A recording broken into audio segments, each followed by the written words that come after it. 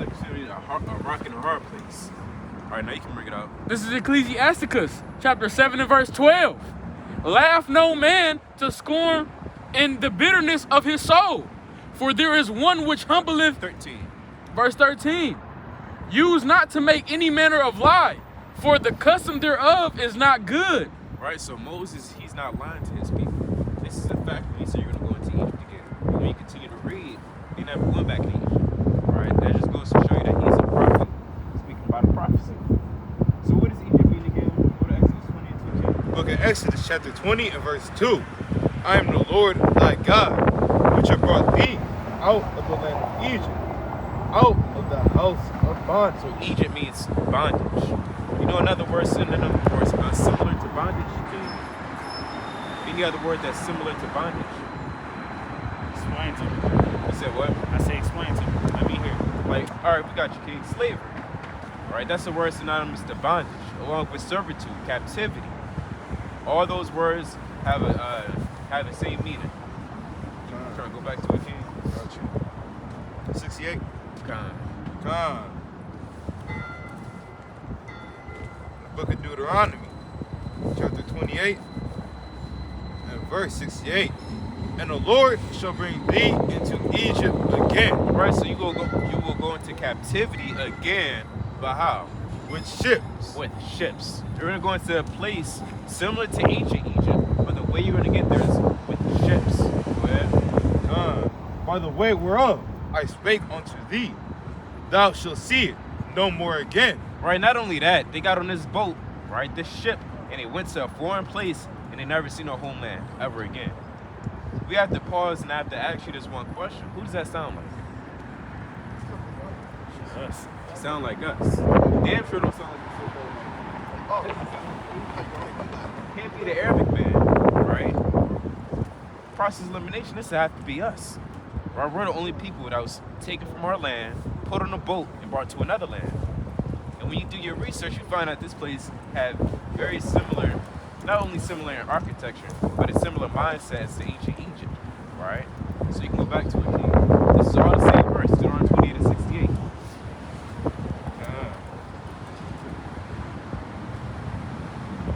And there ye shall be sold unto your enemies. And there in this foreign land that's now your captivity, right? This Egypt 2.0, if you will, you'll be sold into your enemies. For what? For bondmen and bondwomen. Slave, it's like your bondwoman, man, slave man, and slave woman, go ahead. And no man shall buy you. And no man shall redeem you. That's what the word buy means in that context. Because it just clearly said that your enemies will, that you will be sold to your enemies, right? But which people sold us once we got off the boat? Say it one more time. Which people sold us when we got off the boat? What kind of people were sold once we got off the boat? Which people sold us? Our ancestors. White people. White people. But you see how the scripture says your enemies? We didn't say, hey, our white people are enemies. The scripture said that, right? Because your friend wouldn't do that. Your brother wouldn't do that. Your auntie wouldn't do that to you, you know? So after reading that verse, at the end of the day, we close the Bible. We ask ourselves, what does this sound like? We can only say us, right? We can't say, hey, that sounds like him. That sounds like his history. He hasn't lived. Only our ancestors have been taken from their homeland, put on a boat, brought to a new land, right? That was like ancient Egypt, right? Which is slavery. And then what? Lost their heritage. We're the only people that can say that. So who is Moses speaking to at the end of the day? Now we can say us, but when I ask that question, I mean in the sense of identity. What's their identity? What people is this? They'll be Israelites. All right, we're going to prove it to you in Deuteronomy 29 and 1. One more verse. Deuteronomy 29 and 1. The book of Deuteronomy, chapter 29, and verse 1. These are the words of the covenant which the Lord commanded Moses to make with the children of Israel. Black people. With the children of Israel. Horse monkeys. With the children of Israel. Niggas. With the children of Israel. Right, it's not going to say niggas. It's not going to say the Bible words that I just said. It's going to say with the children of Israel, because that's our true identity when you read the scriptures. Christ wasn't walking around saying, I'm a black man and doing this. Right? He said he's an Israelite. All right? He's from the tribe of Judah. So, The moral of the lesson is we have to reclaim our heritage and our nationality and understand who we are. See, if you don't know the past, you damn sure not going to know your future. You know, you may say you want this, that, and the third for your family, but your ideals are all messed up. And your ideals are based off whatever America like really wants you to move, pretty much. Because they set out those ideals for you. You're not going to set out the true ideals or the true point, right? And the true point is to keep the commandments of the Most High. Because you love God, right? Most definitely. Now, can you do whatever you want and still say you love God? No. Right. In other words, we can't do whatever we want and say we love God just because they say I have a relationship. Right? So how do we truly love God? Let's go to it in 1 John 5:3. You been in the church? Multiple times, you say. Have they gone through precept upon precept and kind of go in depth in the Bible, or they kind of just say what's out their heart? If I would say how I feel like they say it from their heart. Right. In their way. But Exactly. in actuality, I don't think they play by the rules. I think they go by what they feel. That's right. They go straight out their heart. You got it. This is the book of 1 John chapter 5 and verse 3. For this is the love of God, that we keep his commandments. Right. Now you say you love God, she's smoking a fat ass blunt. Right? You say you love God, but you're eating bacon. You say you love God, but you dishonor your parents. Right? A lot of people say they love God and break all these commandments. Right? Read it one more time, Keith. For this is the love of God, This is how you truly love God. that we keep his commandments. You got to keep the commandments, right? Not break them. You have to keep the commandments. That shows how you love God. Because love is more than just saying. Love is more than a word, right? I can say I love my wife and slap her silly. She knows she kind of cooked my food, but it's a little cold, and I kind of just throw it across the room. Make it again. That's not love, right? Come on. John 17:9. Jeremiah 17. Oh, just like that. Yeah, Jeremiah 17:9. Book of Jeremiah, chapter 17, and verse 9. The heart is deceitful above all things. Don't they tell you to follow your heart, follow your dreams? They tell you that stuff. You trying to go to Sirach 5:3, King? Follow your heart, and they kind of pluck the leaf from the tree and throw it in a wind and say, that's where your heart is. You know, they say some weird mystical stuff. The Lord didn't say do all of that. He said keep the commandments and you're going to live. You got it. Sirach 5 and 3. And say not. It's like in verse 1. Verse 1. Set thy heart upon thy goods, and say not, I have enough for my life. Right? Follow not thine own mind and thy strength. Follow not thine own mind and thine own strength. You can't follow after your own mind and your own strength. You're going to be in destruction. You're going to be with the so-called white man, right? That's against the commandments as well. All right, let's just bring up 3.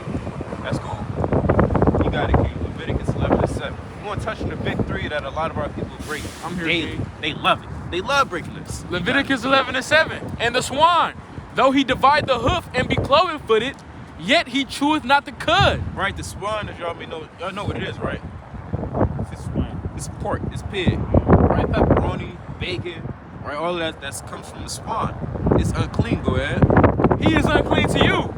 Of their flesh shall ye not eat, and their carcass shall ye not touch. They are unclean to you. Right, it's not unclean for no reason because the Lord just don't like how it look. It's unclean because it doesn't have all 3 attributes of a clean animal, right? Yeah, it's cloven-footed, and it divides the hoof, but it's not chewing of the cud, meaning it's not properly digesting its meal. So the Lord requires that we eat certain animals that have those 3 attributes, right? Not only because He said it, but also for our own, health benefits as well. These shall ye eat of all that are in the waters, whatsoever hath fins and scales in the waters, in the seas, and in the rivers, them shall ye eat.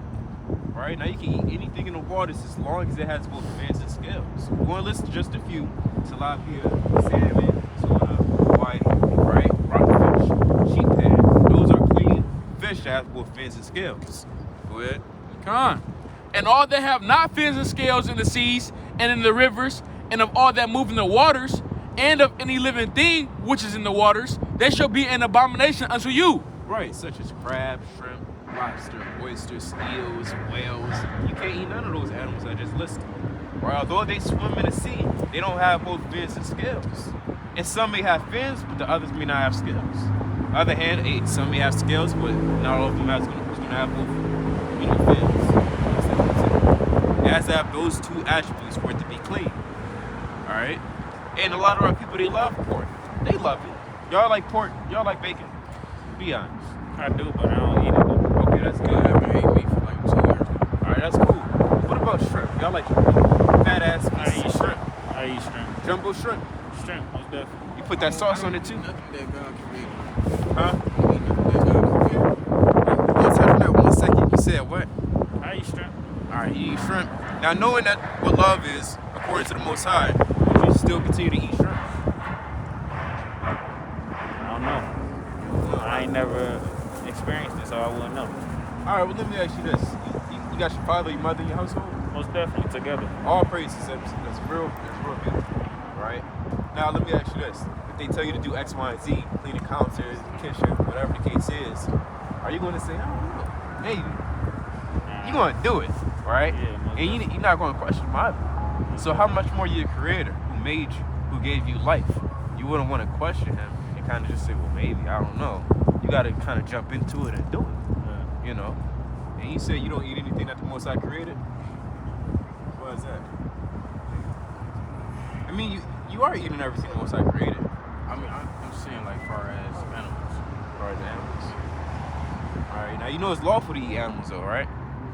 Now, if you want to, maintain your, that vegan or vegetarian diet, no wrong with that. However, there's certain there's certain holy days, according to the Bible, right, where you're required to eat certain meat, such as the Passover. You have to eat lamb on the Passover. That's in Exodus 28. It's like the Exodus 12th chapter, in the 45th on down. Man, I grew up in the church camp, right? And they always taught me that you never eat lamb because it's against God. Never eat lamb. All right, we can bring out. We're gonna bring out Exodus 12. I know. We're not saying you said that, but this for both of your edification's sake, because hey, you can eat lamb. That's my favorite meat. I love lamb. You like lamb? I'm a chef, bro. I like all of that. Oh, you see that? This brother is chef. See? Yeah. See that? Yeah. All right, you get Exodus 12 and 45. Might be 50. Exodus 12 and verse.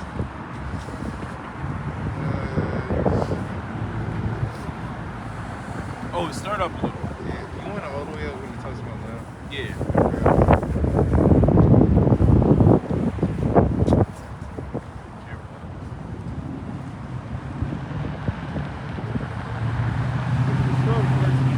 Then Moses called for all the elders of Israel and said unto them, draw out and take you a lamb according to your families and kill the Passover. See that? So you gotta take that lamb and kill it. You gotta eat it. So we can eat lamb. So if they ever bring that up to you again, you can say, hey, in Exodus 12 chapter, the Lord said we gotta eat the lamb. And we already know Christ kept the Passover. Every Christian knows that. I mean, he ate the lamb. So, we can eat certain meats. Now, if you just living that lifestyle where you may not want to, that's fine too. But you still have to eat it on the Passover. There's only that one day. So what we went over so far was you have to abstain from certain foods such as pork, shrimp, crab, and lobster. All right, that's thus said the Lord. We didn't make that up. We didn't just wing it last night and say, look, we're gonna convince Jerry and this man up here and tell them they just can't eat it because we don't like it. We're telling you can't eat it because that's what the Lord said. All right, that was the first commandment. All right, we got two more. Leviticus 19 to 27. And a lot of our people break this too. They love breaking this. I just had a conversation with a brother. His father loved breaking this commandment. The book of Leviticus chapter 19, verse 27. Ye shall not round the corners of your heads, neither shalt thou mar the corners of thy beard. Mar means to destroy. In other words, you can't destroy your beard, neither can you make yourself bald. Right? Who's the examples? I can never think. You got Ray Allen, right? You got Michael Jackson, Michael Jordan. You got right? Shaq. You got Shaq, Shaquille Caillou. O'Neal. Who? Caillou. Yeah, Caillou, right? So you can't make yourself bald. Neither can you cut off all your beard. Now, whatever you got to deal with it, but you can't cut it all off. Because the so-called white man, he likes when you cut it off. So you don't look as masculine. Because if y'all see the movie Goodbye Uncle Tom, watch that movie on YouTube. As soon as we got off the boats, they made us break all these commandments. They gave us pork and they cut off our beard, right? Because that's. And I heard that, with all that here, you get like type of energy, like source, something like that. See that? Sun. Yeah, I heard something like that too. Hey, it's something, I'm sure some truth in that. Yeah, for real. So, Basically, that's so straight. yeah, at the end of the day, grow it all out. And ladies love it. Y'all know already. Ladies like the beard. Let me paint your beard, baby. So, that's legit. No, but I'm saying, even if you got some, they like to do that. Y'all know. Y'all seen that stuff. Yeah, like the pull of Kind of just chin hairs and stuff. Yeah. She can't do that if you got, you pull the Ray Allen. She want to kind of slap the back of your head. Kind of just, just mock you. Bald-headed ass. Anyway, you can bring out the other commandment too. All right, one more. I'm gonna let y'all get to it. No, I don't listen to it. Whatever y'all offering, though, I'm willing to take, though. I listen to what you got to say, but I got things I gotta do, though. Respect. Oh, Y'all stay blessed, man. Exodus 20 and 8. One more. A lot of our people about to break this commandment tonight. You might break it tonight. I don't know what we're gonna do. I can't bear false witness. But I just know a lot of our people, they break this every week. You got it. The book of Exodus chapter 20 and verse 8. Remember the Sabbath day to keep it holy. 6 days shalt thou labor and do all thy work. 6 days you gotta labor and do all you goddamn. Okay, I got a question. Go ahead, So bro. Christians, right?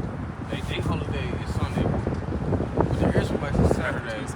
And then with the Moors, it's Friday. I don't get it.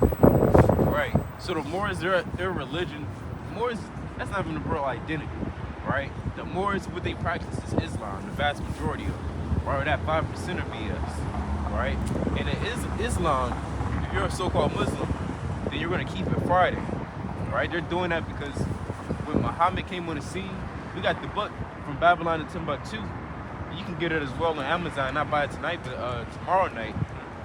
Once you get that book, it'll show you how Muhammad was so close, cleaving to these Jews, writing down everything, mimicking them to a T, right?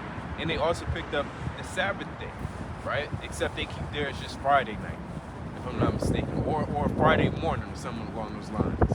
It's different, So that's why you that's got different type of, Muslims. Yeah, you got That's two- what they you call got themselves, Muslims. Huh? Muslims. Who says that? Moors. Oh, see that? Yeah. But anyways, Yeah. so with the Moors, theirs like around like this time Yeah. at night. Right. But the Sunni Muslims, they like in the morning time. Them Sunni and Shiites, they don't know what's going on.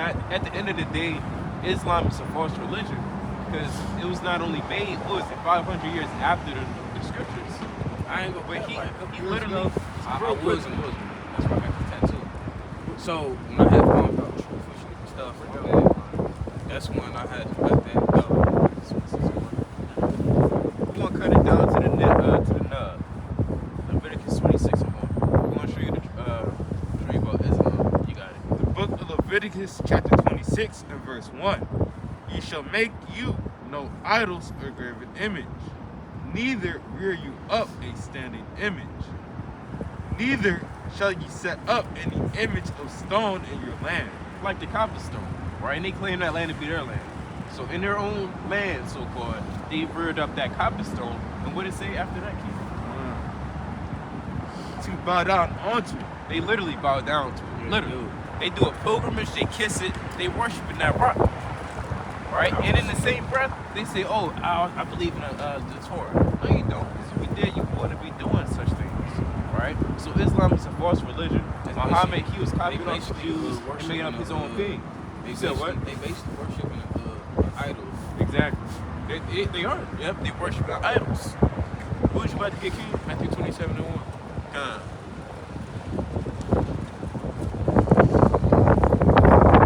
Book of Matthew, chapter 27 and verse 1.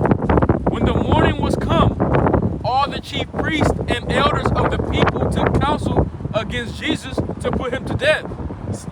Jump down not the last verse, where it say it was the morning for the but it's like the first day of the week. Go up some more. A little more.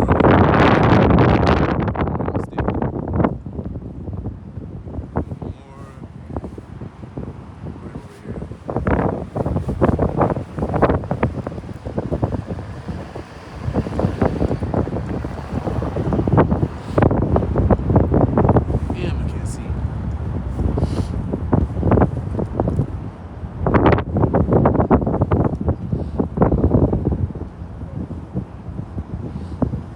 Well, that's get the one in the it's different account. Get the one. Tell you where it say the first day of the week. So you know it starts with Sunday, right? Sunday is the first day of the week. 7 days later, 7th day is Sabbath, alright? That's playing upon tables. You can get the classic Genesis 1. Yeah, 1, and then get Genesis 2 and 1. Yeah, but the Europeans, they changed a lot of things. Yeah. It's basically, they saying January 1st is New Year's, and it's really not. It's in March. That's what The book of Luke, chapter 24 and verse 1. Now upon the first day of the week, very early in the morning, they came unto the sepulchre, bringing the spices which they had prepared, and certain others with them. And they found the stone rolled away from the sepulchre. Right, because we know Christ rose in on the Sabbath. He rose on that, it's like on that Saturday, right? So the first day of the week will have to be what? It has to be that Sunday. Right, you can bring that out. Genesis 1. Which one? 1? Yeah. And 1. In the beginning, God created the heaven and the earth. Right. And the earth was without form and void, and darkness was upon the face of the deep. And the Spirit of God moved upon the face of the waters. And God said, let there be light. And there was light. And God saw the light that it was good. And God divided the light from the darkness. One more. And God called the light day. And the darkness he called night. And the evening and the morning were the first day. Right. Now you can go to Genesis 2 on 1. Book of Genesis chapter 2 and verse 1. So this is going into the creation, days of creation. We got the first day, and then what? Thus the heavens and the earth were finished, and all of the host of them.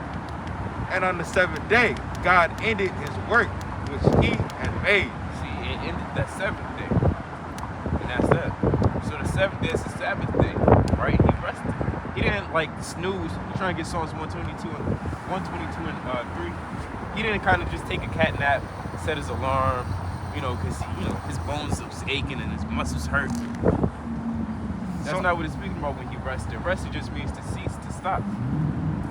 Psalms 120. Psalms 123 and 2. Psalms chapter 123 and verse 2. Start verse 1. Verse 1. Unto thee lift I up mine eyes, O thou that dwellest in the heavens.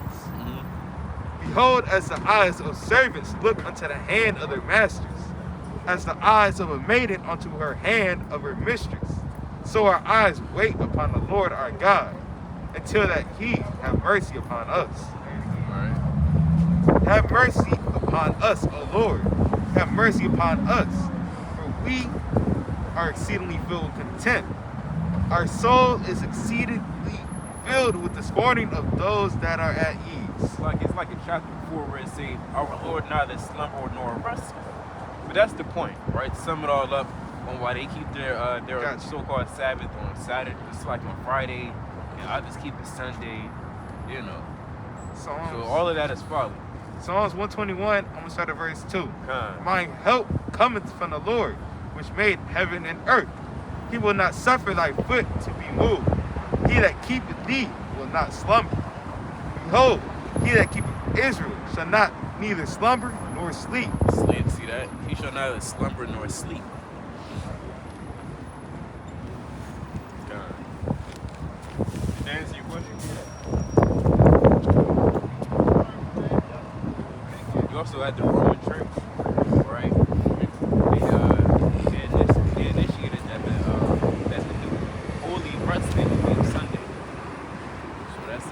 that started with I could be mistaken, but his name might be Augustine. St. Augustine. Is that ringing the bells, brother? You guys said what? Are you talking to me? Yeah. What'd you say? St. Augustine, wasn't he the one that made that new rest day Sunday? Probably most likely. I'll have to look into it. You heard about St. Augustine. Christian Black Code? First time hearing it. You said what? Christian Black Code. It's called Christian Black Code 17 something. I forgot. What's it going But into? it's telling you how the Christians took an oath of the Europeans and basically to enslave us. That nonsense, bullcrap. Was it I read up on that. I'm like, that's kind of crazy. was it like white Christians took an oath with them? No, it's all Oh, they took an oath with them. Well, you know the Africans, they sold us into slavery. Now you had, Gad, so-called Native Americans. They may have had like 2 or 3 so-called Israelites in so-called slavery, but that's just because that was just the evil lie, right? And so-called white man kind of, tamper with their mind, and they said, look, we'll give you these slaves for this land or this X, Y, and Z.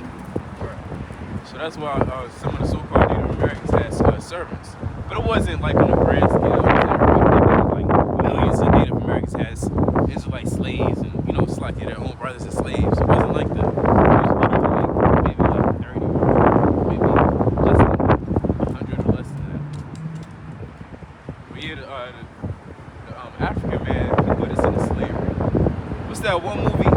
It's a scary movie. Not a scary movie, but that fake movie with Mike Epps, I think. Yeah, he was with that African. Meet the Blacks.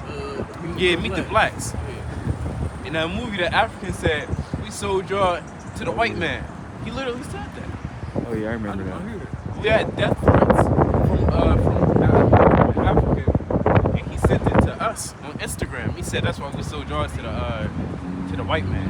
Like they actually know about it. I know about the Arab countries too. Yeah, the Arabs sold us to. Oh, y'all heard about that too? It's the sub-Saharan slave trade. Sub-Saharan slave trade. That's why like I'll show you this. I think the Arabs got the stores and shit around here because they help sell us. They're against us. That's what It makes sense. If the white man stole the land by himself, how come all the nations got their own business? We don't own that whole to the start. From here. But your Cherokees, that's like what, Alabama? No, I don't want Alabama. It's South Carolina. Yeah, so you got your forefather own business in North Carolina, South Carolina? Really don't know. See? They don't because they stole the land and they built their own shit here. All these highs back and shit, man. Blocking the sun. Yeah. And you heard about China? China? China, yeah, the sun. It's fake sun. Yeah, that's okay. It's not destroyed. You see the fake sun? Yeah, that's father. Oh. That's real father. And that's just them trying to, flex state muscles. And say, look, we can do X, Y, and Z. Just to show their citizens, look, if anything happened, whether it come from outer space or another nation, look, we made the sun, therefore we can do anything else. I heard that's supposed to be like a weapon. Yeah, potentially, I'm sure it could be. I'm sure they can turn that thing into a weapon. Do some stuff with that. Because in these last days, you have all these nations. They're going to strengthen their military might. They're going to sharpen their teeth. But even David prayed that the Lord smite and smash their teeth in Psalms 58 and 8. So it's not going to prosper because the Lord's going to come back, and He's not coming back with candy canes and the game with that Game Boy life, and hot dogs and damn chili cheese fries from Coney Island. The Lord's not coming back from yeah. The Lord's not coming back with chili cheese fries and a Coney dog. The Lord's coming back with a long sword and it's sharp. You ever cut yourself with a knife? Yeah, that sword's sharper than that, right? That sword's gonna be the sharpest thing that you've ever seen in your life, right? He's gonna do a whole lot of cutting, right? He's not cutting pineapples. He's not playing Sword Ninja. He's gonna be cutting some people with that. Oh, Fruit Ninjas. Lucky. What'd I say? Sword Ninja? Yeah. Hey man, that game old. But yeah, the Lord's coming back like a thief in the night. That's why we tell our people they gotta repent. Get out those nasty, old, ugly, sinful things. got started by the all of us went to church. Hey, in my church, we didn't read nothing. We did not pick up that Bible. Yeah. How are we in church? We not picking up the Bible. Everybody kept going out their heart. I'm like, where are the precepts at? Where are the verses? Well, I'm not learning these.